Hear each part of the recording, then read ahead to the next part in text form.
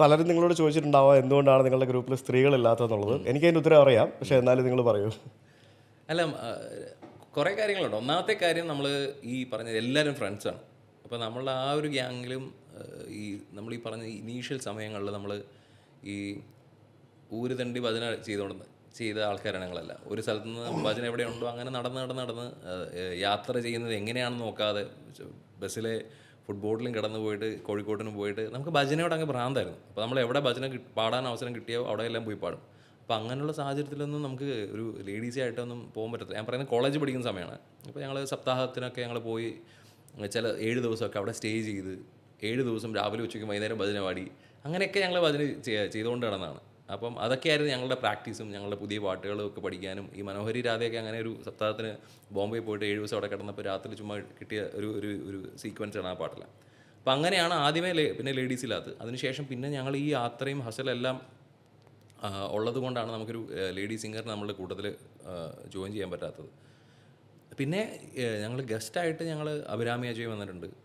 അല്ലെങ്കിൽ ഞങ്ങളുടെ ഇപ്പം നാട്ടിൽ അവിടെയാണെങ്കിലും ദുബായിൽ നമ്മളുടെ നവീൻ ഫ്ലൂട്ട് വായിക്കുന്ന നവീൻ എന്ന് പറഞ്ഞ വേറെ ആൾ ചേട്ടനുണ്ട്. നവീൻ ഭായിയുടെ കുട്ടി മോള് അവളെ ഞങ്ങളുടെ കൂട്ടത്തിൽ പാടുന്നുണ്ട്.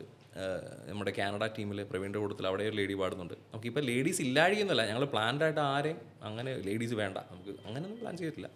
പക്ഷെ അത് അങ്ങനെ ആയതാണ്. സ്ത്രീകളുടെ സൗണ്ടും പുരുഷന്മാരുടെ സൗണ്ടും തമ്മിൽ ഭജൻസിൻ്റെ ഇടയ്ക്ക് സിങ്ക് ആവുമോ? അതൊരു കാര്യമാണ്. അത് ഒരു റീസൺ എന്ന് പറഞ്ഞു കഴിഞ്ഞാൽ നമ്മൾ കൂടുതൽ പാടുന്ന ശ്രുതികൾ ചിലപ്പോൾ നമ്മൾ കോംപ്രമൈസ് ചെയ്യേണ്ടി വരും. അപ്പോൾ നമ്മളിപ്പം സ്ത്രീകളുടെ ശ്രുതി യൂഷ്വലി ഒരു 5 ഒക്കെ ആണെങ്കിൽ, അല്ലെങ്കിൽ ഒരു 4F അല്ലെങ്കിൽ G ഒക്കെ ആണെങ്കിൽ നമ്മൾ സിയിലാണ് പാടുന്നത്. അപ്പം സിയിൽ ഞാൻ പറഞ്ഞത് അല്ലെങ്കിൽ C or C ഷാർപ്പ് നമ്മളുടെ ഒരു ശ്രുതി വരുന്നത്. അപ്പോൾ അത് ആരെങ്കിലും ഒരാൾ കോംപ്രമൈസ് ചെയ്യേണ്ടി വരും. അപ്പോൾ ഓവറോൾ ചിലപ്പോൾ നമ്മൾ ആ ഒരു സിങ്കും ചിലപ്പം ആകാമായിരിക്കും. പക്ഷേ അല്ലാത്ത ഇപ്പം അഭിരാമി അജയൊക്കെ വന്ന സമയത്തൊക്കെ ആണെന്നുണ്ടെങ്കിലും അസാധ്യമായിട്ട് പാടുന്ന ആളാണ്. അവർക്കൊന്നും ആ റേഞ്ചൊന്നും പ്രശ്നമുള്ള കാര്യമല്ല. സ്ത്രീകൾ ഇഷ്ടം പോലെ ഭജൻസ് പാടുന്ന ധാരാളം ആളുകളുണ്ട്. ഈ ഉടുപ്പിലൊക്കെ പോകുമ്പോൾ കാണാം.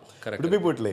ഉടുപ്പിലൊക്കെ പോകുമ്പോൾ കാണാം. അയ്യോ, അവിടെ ഇരുന്ന് സ്ത്രീകൾ ഇങ്ങനെ ഭജൻസ്. ഉടുപ്പി മംഗലാപുരം കർണാടകത്തിലാണ് ഭജൻസിന്റെ ഏറ്റവും വലിയ ഞാൻ കണ്ടിട്ടുള്ള ഒരു വലിയൊരു ടീം. അവര് സ്ത്രീകളിരുന്ന് ഭജന പാടുന്ന കാണുമ്പോഴത്തേക്കിന് നമുക്കിങ്ങനെ കണ്ട് കേട്ടിരുന്നു പോകും. അല്ല, അതെ, സ്ത്രീകൾ മാത്രം ചെയ്യുന്ന ഭജനകൾ ശ്രദ്ധിച്ചിട്ടില്ലേ? ഇഷ്ടം പോലെ ഉണ്ട്. അല്ല, അത് ഭയങ്കര അതെ, ഈ ആണുങ്ങൾ മാത്രം ചെയ്യുന്ന പോലെ തന്നെ. അപ്പോൾ അവരുടെ ആ ടോണും നമുക്ക് സൗണ്ട് കൾച്ചർ ഭയങ്കര ഇമ്പോർട്ടൻ്റ് ആണല്ലോ. അപ്പം നമ്മളുടെ ഡിഫറെൻറ്റ് സൗണ്ട് ഞങ്ങളുടെ അതിൻ്റെ അകത്ത് വരുന്നത്. അപ്പം എൻ്റെയും സൗണ്ട് ഒരു രീതിയിലാണ്, ശ്രീലാലിൻ്റെ സൗണ്ടിങ് വേറെ രീതിയിലാണ്, മനുവിനെ കുറച്ചൊരു ബേസിൽ. അപ്പോൾ ഇങ്ങനെ മിക്സഡ് ആയിട്ടുള്ള ആണുങ്ങളുടെ സൗണ്ട് വരുമ്പോഴത്തേനും രസമാണ്. അതേപോലെ തന്നെ സ്ത്രീകളുടെ ഡിഫറെൻറ്റ് ടോണുകൾ വരുമ്പോഴത്തേനും അതിൻ്റെ ടോട്ടൽ ഓവറോൾ മിക്സ് വരുമ്പോഴത്തേനും ആ സൗണ്ട് കൾച്ചർ ഭയങ്കര രസമായിരിക്കും. അതായിരിക്കും നമുക്കിങ്ങനെ വീണ്ടും റിപ്പീറ്റ് ചെയ്ത് കേട്ടോണ്ടിരിക്കാനായിട്ട് കൂടെ തോന്നുന്നത്.